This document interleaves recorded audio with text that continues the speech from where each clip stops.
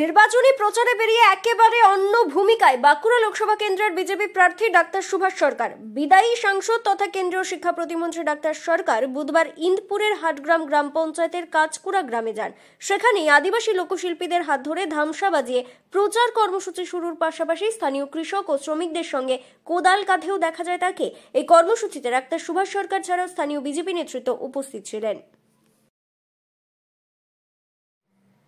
এদিন বিজেপি প্রার্থী ডাক্তার সুভাষ সরকার বলেন, প্রধানমন্ত্রী আমাদের তো বলেছেন যে উনি 4টি জাতির কথা বলেছেন, কৃষক, নারী, যুবা, গরিব।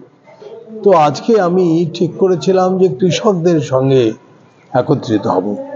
সেই কৃষক শ্রমিক যারা, তাদের সঙ্গে একত্রিত হয়েছিলাম এবং সেখানে তাদের কথা শুনলাম। তারা কর্মরত অবস্থায় তাদের জিনিসপত্র আমি কাঁধে নিয়েছি। সেখানে তারা বললেন 100 দিনের কাজে কিরকম এই পশ্চিমবঙ্গে গন্ডগোল হয়েছে। সেখানে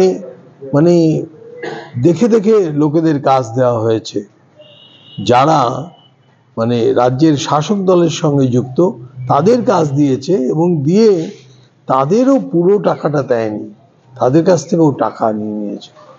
এবং আমরা জানি 100 দিনের কাজে ভুয়ো শ্রমিক কত ছিল। এই ভয়ঙ্কর কথা একদম পরিষ্কারভাবে মানুষের মুখ থেকে জানা গেল যে 100 দিনের কাজের অনিয়ম, দুর্নীতি একদম পরিষ্কারভাবে সামনে এলো।